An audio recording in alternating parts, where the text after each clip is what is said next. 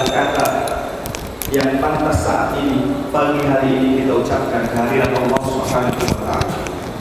Karena Allah telah memudahkan langkah kaki kita menuju ke masjid untuk melakukan sholat berjamaah. Perlu diketahui bahwasanya Rasulullah Shallallahu Alaihi Wasallam bersabda di dalam sebuah hadis, Raqatul fajri khairu minadunya wa ma fiha. 2 rakaat sebelum subuh itu lebih baik daripada dunia serta isinya. Maka itu baru pahala solat sunnahnya saja. Terbayang bagaimana pahala solat wajib kemudian dilakukan berjamaah di masjid dan di awal waktu. Ini Allah tidak sebutkan berapa banyak pahalanya. Maka subhanallah, alhamdulillah adalah kata yang saat ini, pagi hari ini kita ucapkan atas rasa syukur kita karena taufik dan hidayah Allah, sehingga Allah memudahkan kita menuju masjid ini untuk melakukan sholat subuh secara berjamaah. Salawat serta salam marilah kita curahkan kepada guru kita, kepada panutan kita, kepadanya lah kita tertangguh dan terhutang, yaitu kepada Nabi Muhammad Sallallahu Alaihi Wasallam. Para asatid yang kami muliakan, Bapak DKM yang kami muliakan, dan serta para jamaah, ikhwani fillah wa akhwati fillah, azani Allahu wa iyyakum. Perkenalkan bahwasanya kami dari Rehab Hati Jakarta Utara. Rehab Hati adalah salah satu yayasan yang bergerak di bidang dakwah tauhid melalui tazkiyatun nafs dan ruqyah syar'iyyah. Dan alhamdulillah saat ini Rehab Hati sudah tersebar 170 cabang dari Merauke, dari sampai Sabang, dari Sabang sampai Merauke, sampai Sorong, Papua, Fak-Fak dan lain sebagainya. Alhamdulillah sudah ada 170 cabang di Indonesia. Apa tujuannya berdiri daripada Rehab Hati? Di mana masyarakat Indonesia pada dahulu tahun 90-an ketika mengalami penyakit-penyakit yang bisa dikatakan penyakit-penyakit sihir, gangguan jin dan lain sebagainya, maka tidak ada jalan yang mereka cari kecuali pergi kepada dukun dan paranormal.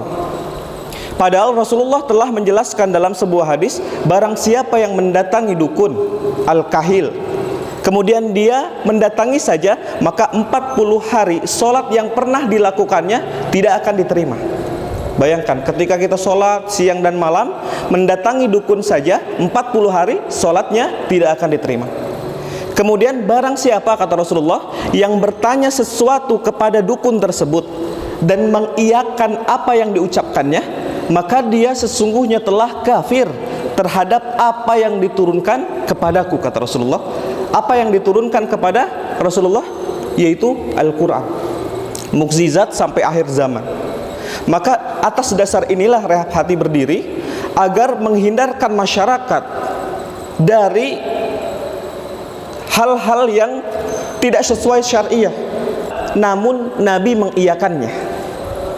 Dan yang ketiga, sunnah qauliyah, yaitu sunnah perkataan Nabi, di mana Nabi pernah langsung meruqyah cucunya, kedua cucunya Hasan dan Husain. Maka atas dasar itulah Rehab Hati bergerak dari masjid ke masjid, dari pintu ke pintu untuk menyadarkan bahwa setan adalah musuh yang nyata, yang Allah jelaskan bahwasanya innahu lakum aduwwum mubin, mereka ini musuh yang nyata bagi kamu.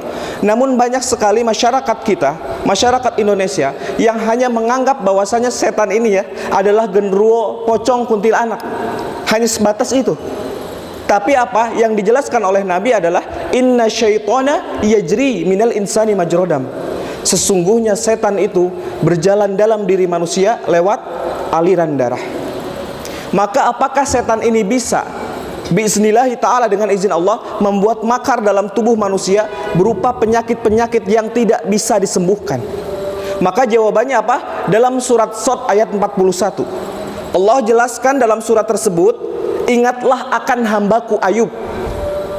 Ingatlah akan hambaku Ayub yang ditimpa kepedihan, yang ditimpa siksaan.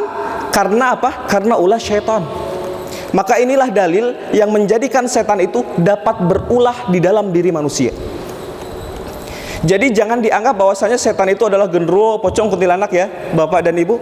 Mungkin sebagian besar masyarakat itu menganggap bahwasanya setan itu adalah genderuwo, pocong, kuntilanak. Bukan.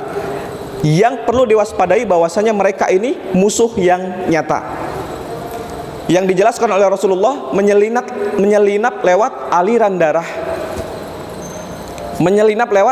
darah, dan membuat makar dalam diri manusia. Apa makarnya? Salah satunya membuat penyakit. Kemudian apa? Yuwaswisu fi sudurin nas, membisikkan was-was ke dalam sudur manusia, ke dalam kolbunya manusia. Contoh, Allahu Akbar. Ini rakaat keberapa ya? Ke-1 apa kedua? Kedua apa ketiga? Ini terutama kalau kita sholat sunnah atau sholat sendiri, itu sering lupa. Atau wudu misalnya, sudah wudu atau belum? Ada was-was di situ. Ada was-was, sudah batal atau belum, dan lain sebagainya. Nah, insya Allah hari Ahad kita akan komprehensif menjelaskan tentang bagaimana dari A sampai Z, dari dalilnya, kemudian dari sejarah ruqyah, dan dari penjelasan bagaimana kita meruqyah keluarga kita, bagaimana menangani orang-orang tetangga kita yang terkena penyakit gangguan jin, sihir, dan lain sebagainya.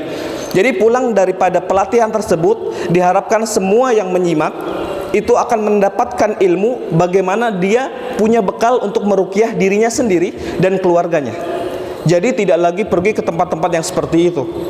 Jadi tidak lagi pergi ke tempat-tempat paranormal dan lain sebagainya.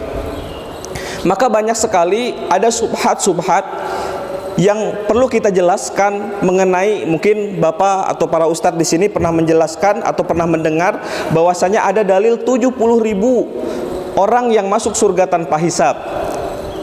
Kata Rasulullah, siapa mereka? Humul ladina la yastarquna wa la yatatayyaruna wa la yakhtawuna wa ala rabbihim yatawakkalun. Apa kata Rasulullah? Ada 70.000 umatku yang masuk surga tanpa hisab. Siapa mereka? Humul ladina la yastarqun. Mereka adalah orang-orang yang tidak meminta ruqyah. Loh, kalau Rasulullah menjelaskan bahwasanya meminta ruqyah tidak boleh, lantas bagaimana kok Rasulullah pernah meruqyah juga? Nah, di sini akan kita jelaskan nanti insyaallah. Jadi bahwasanya hadis ini juga ada hadis yang lain, ya. Salah satunya hadis riwayat Abu Sa'id Al-Khudri ketika beliau meruqyah seorang kepala suku yang tersengat kalajengking. Apa kata beliau? Ya Rasulullah, saya meruqyahnya dengan surat Al-Fatihah, kemudian sembuh. Bolehkah saya meruqyah? Kata Abu Sa'id Al-Khudri dan para sahabat lainnya. Kata Rasulullah, tidak mengapa ruqyah. Tidak mengapa ruqyah selama di dalamnya tidak ada kesyirikan. Jadi yang dimaksud di sini adalah ruqyah yang syirik, yang tidak boleh, yang dilarang Nabi. Maka di sini Syekh Salah Abud juga menjelaskan, ya ulama Madinah, beliau menjelaskan bahwasanya tidak mengapa orang meminta diruqyah selama ada hajat dalam dirinya. Contohnya dia terkena sihir, terkena penyakit kanker kronis misalnya, yang tidak bisa disembuhkan. Boleh Pak, di sini pernah mungkin bertanya kepada dokter bahwasanya penyakit kanker itu sampai saat ini tidak ada obatnya. Betul ya Pak?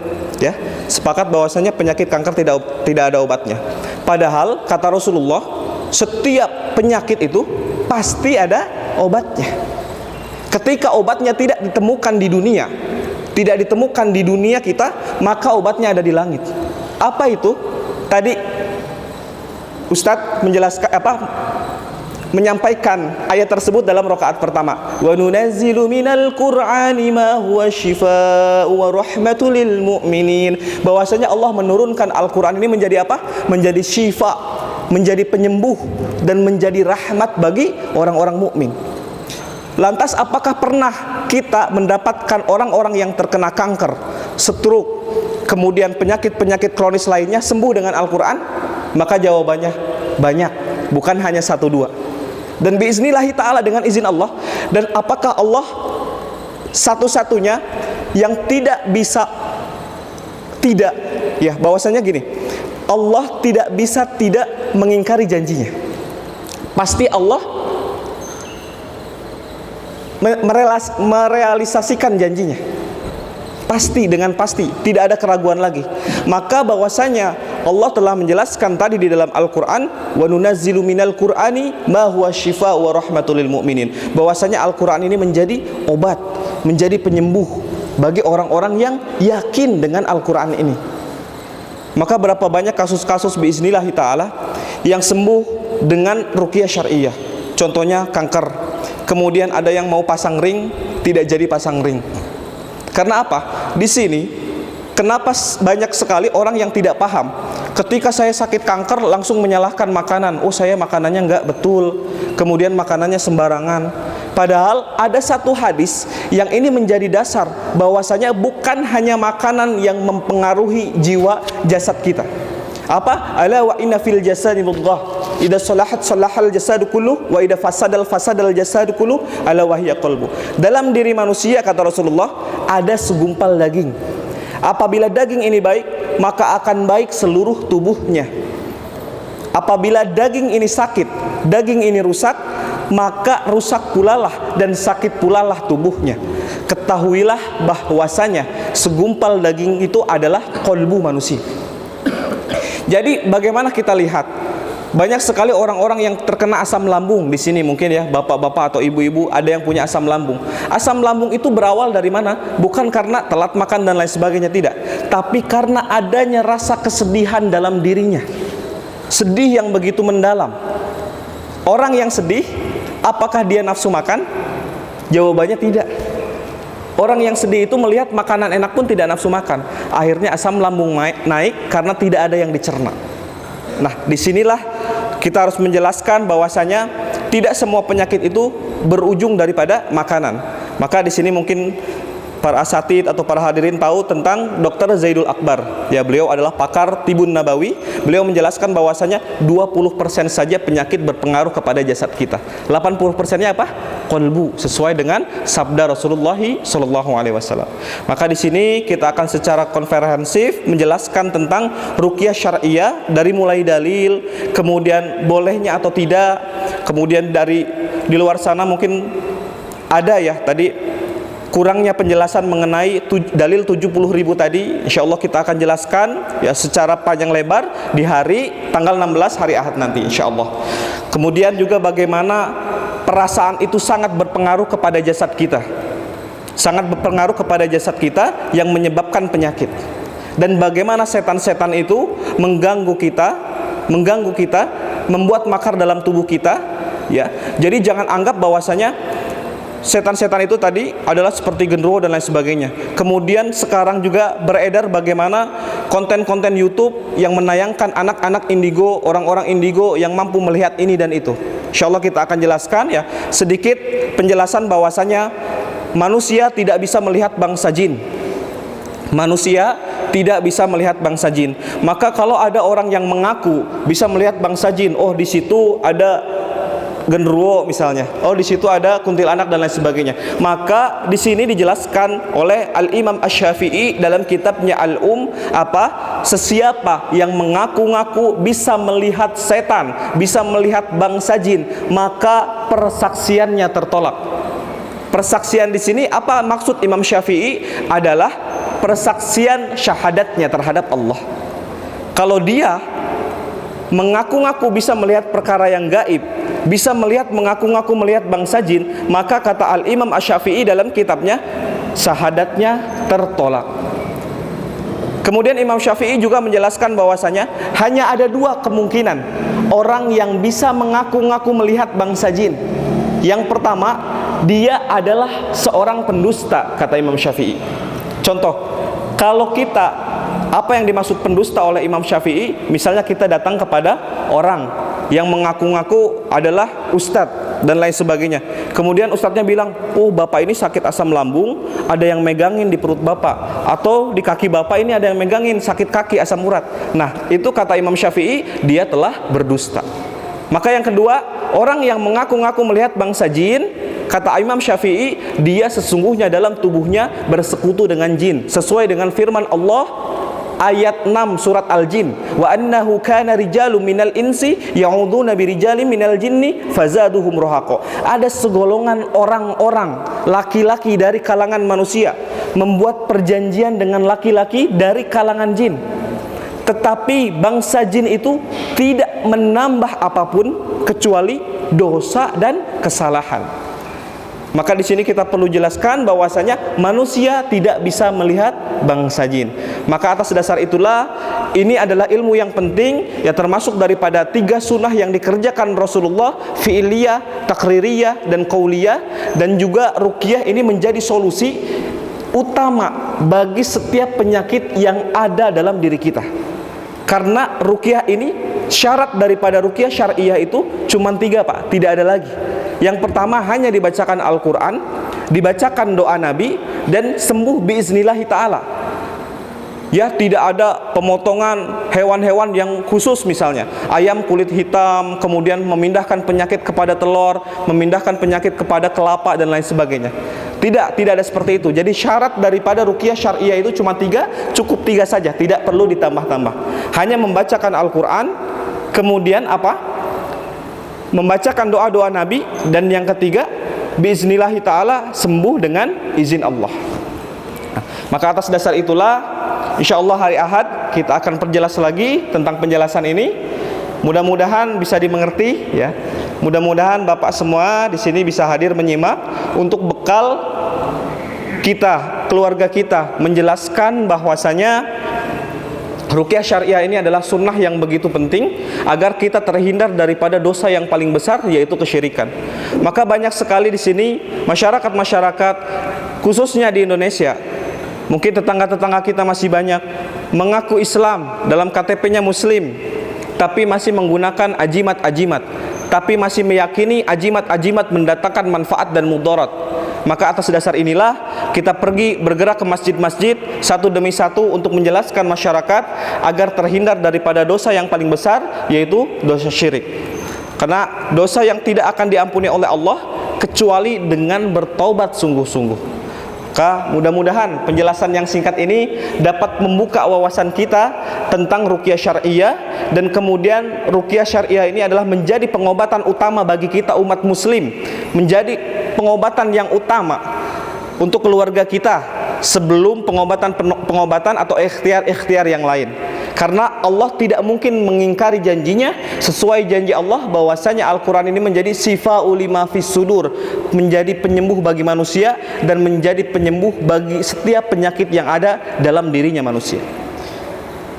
Mudah-mudahan penjelasan singkat ini dapat dipahami ya. Sedikit banyak apabila ada kesalahan dalam pengucapan, dalam penyampaian yang tidak berkenan, kami dari Rehab Hati Jakarta Utara memohon maaf kepada Bapak Ibu sekalian, para hadirin, para asatid yang dimuliakan Allah.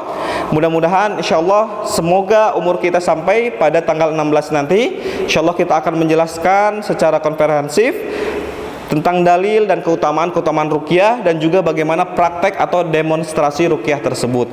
Baik, mudah-mudahan dapat dipahami ya, kurang lebihnya mohon maaf.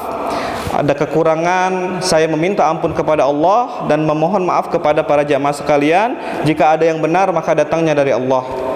Untuk kesempurnaan majelis, marilah kita tutup dengan doa kifaratul majelis. Subhanakallahumma rabbana wa bihamdika asyhadu an la ilaha illa anta astaghfiruka wa atubu ilaik. Akhirul kalam, assalamualaikum warahmatullahi wabarakatuh.